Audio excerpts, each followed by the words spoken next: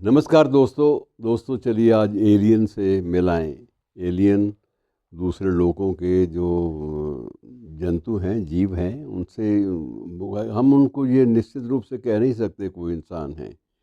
न जाने किस प्रकार की प्रजाति है, इस बारे में कुछ भी कहना संभव नहीं है। फिल्में बहुत बनी हैं और फिल्मों के अलावा एक बाकायदा एक 2016 में, सन 2016 में एक फ़िल्म आई थी। उसका नाम था अराइवल।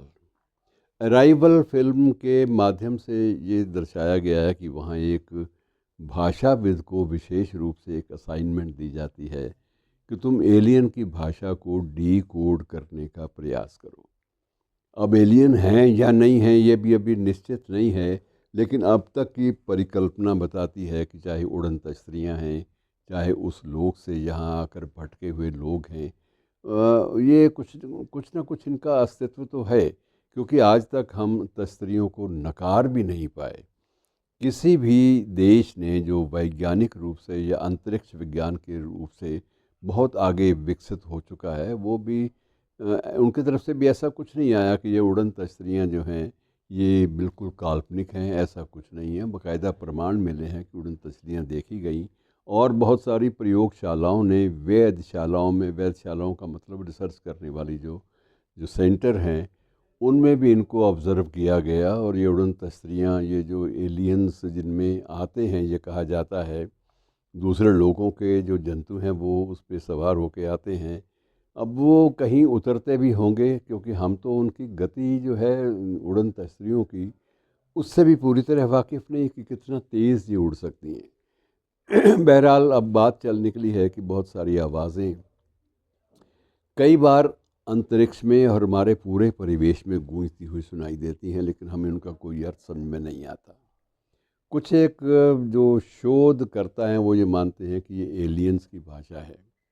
एलियंस की भाषा का स्वरूप क्या है, संदेश क्या मिलते हैं, ये अभी तय नहीं है। बहरहाल चर्चा जारी है, शोध भी जारी है और हो रहेगा। कुछ न कुछ घबराएं क्या, तो ये पुराना एक शेर भी है। तो इसलिए वो गालिब का मिसरा है ये, रात दिन गर्दिश में है सात आसमां, हो रहेगा कुछ न कुछ घबराएं क्या। उसी तर्ज पर हम ये मान सकते हैं कि एलियंस की अपनी एक भाषा है जिसे डी कोड ना कर पाना, ये हमारी असफलता है।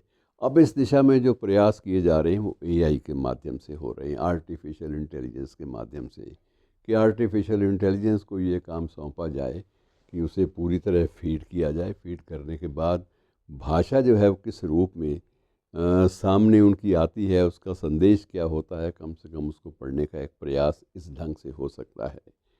क्योंकि जो सामान्य बुद्धि है उसमें तो अभी तक ये स्पष्ट नहीं हो पाया कि ये भाषा कौन सी है, लेकिन है, इसको तो स्वीकार कर लिया गया। भाषा कौन सी है इसके बारे में कोई स्पष्ट भाषाविद कोई निर्णय ले पाए हों, ये अभी तक मुमकिन नहीं हो पाया।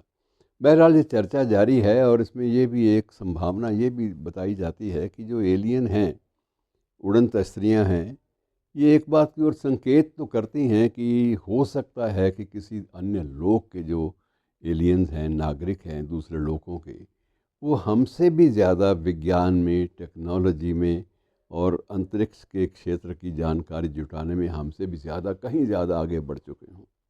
हमें लगता है कि हमें सब कुछ पता है, लेकिन वास्तविकता ये नहीं है। शोधकर्ता ये भी मानते हैं कि हमसे भी पहले कुछ न कुछ शोध कार्य अन्य लोगों में भी हो सकता है, जिनके बारे में हमें नकारने का भी कोई आधार आज तक नहीं मिला। हमें अधिकार भी नहीं है कि जिस चीज़ का हमारे पास आधार ही नहीं है, जो जानकारी हमारे नोटिस में नहीं आ पाई अब तक, उसके बारे में हम ये निर्णय लें, ये सफाई, ये एक साफ एक स्टेटमेंट जारी कर दें, स्वीपिंग स्टेटमेंट जिसे कहते हैं, कि साफ एक बयान जारी कर दें कि नहीं साहब, ऐसी कोई भाषा होती ही नहीं।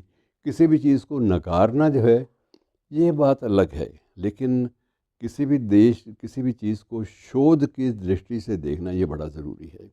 और भाषाविद ये मानते हैं कि यदि ये हमें समझ में आ जाए तो भाषाओं का जो इतिहास है, उनका विकास कैसे हुआ, पहली बार कौन सा शब्द आया, कैसे विकसित हुआ, कैसे भाषाओं का व्याकरण बना, ये सारी चीज़ों का जो प्रसार का जो क्रम है, वो भी हमें समझ में आ जाएगा। इसलिए हमारी कोई भी मशक्क़त, कोई भी शोध रायगा नहीं जाएगा, व्यर्थ नहीं जाएगा, बल्कि उससे हमें बहुत सारी समस्याएं जो भाषा के बारे में है वो उनका विश्लेषण करने, उनको सही ढंग से समझने का भी अवसर मिल सकता है।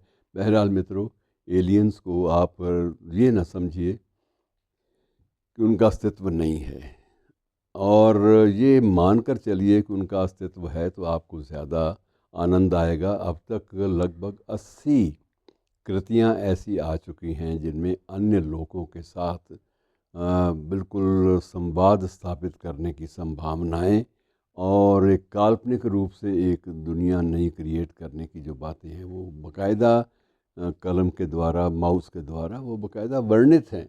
हमें उनको उनकी तह में जाने में संकोच नहीं करना चाहिए। शुक्रिया दोस्तों।